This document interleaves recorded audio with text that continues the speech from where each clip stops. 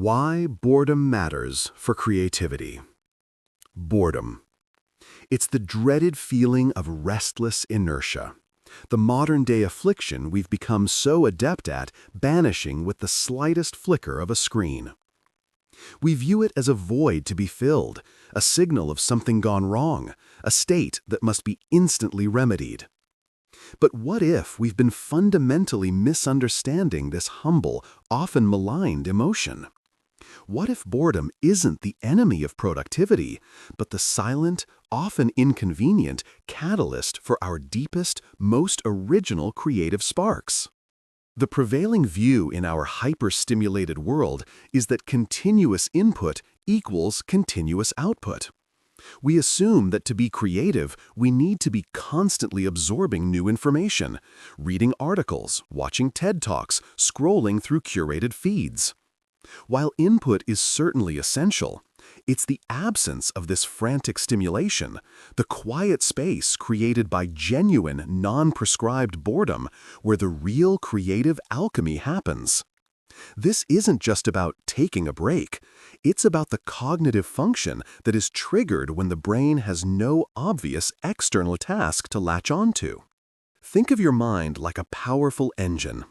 When you're busy responding to emails, watching a show, or doom scrolling, that engine is operating on a well-worn track, the executive network. This system is fantastic for focus, planning, and task completion. But when you are truly bored, when the external world fails to provide a compelling narrative, the brain's default mode network, the DMN, kicks into high gear.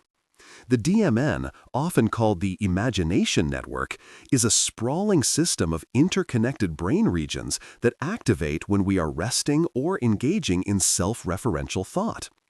It is responsible for mind-wandering, recalling memories, considering the future, and, most crucially, combinatorial creativity. Boredom essentially hands the keys over to the DMN. Without a concrete task to process, your brain begins to perform its own internal housekeeping.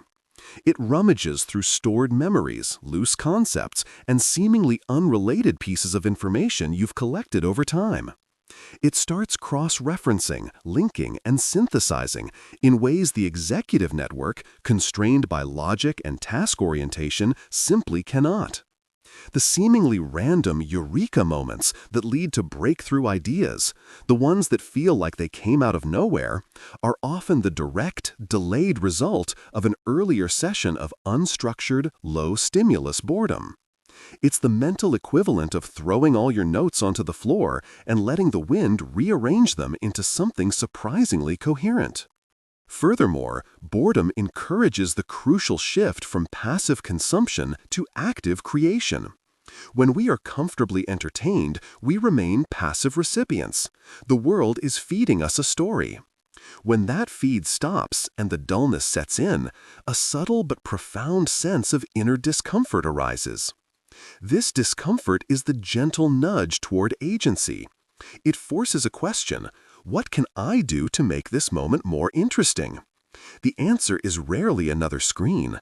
The answer is often the start of a deep dive into an old project, the idle doodling that becomes a design, or the abstract thought experiment that leads to a novel solution. It demands that you supply the meaning and the interest, which is the very definition of creative work. It is an internal pressure to transform your environment, not just react to it. The quality of boredom matters too.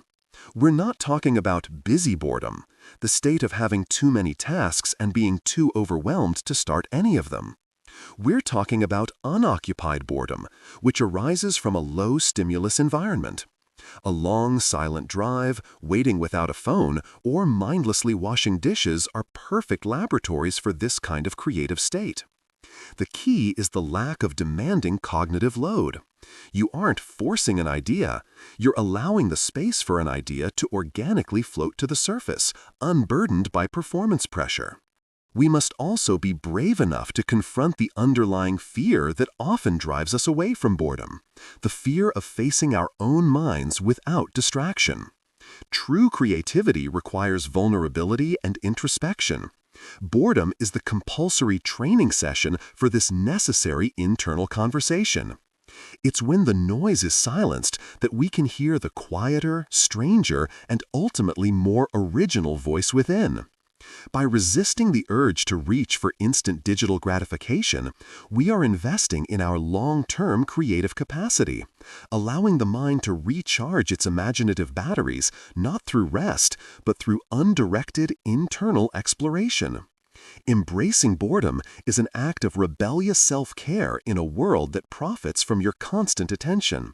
It is the secret weapon for anyone seeking genuine, distinctive, and deeply resonant ideas. If this deep dive into the power of the unstimulated mind has sparked any original thoughts in your own DMN, we'd love to hear them. Drop a comment below and share your most creative boredom breakthrough moment.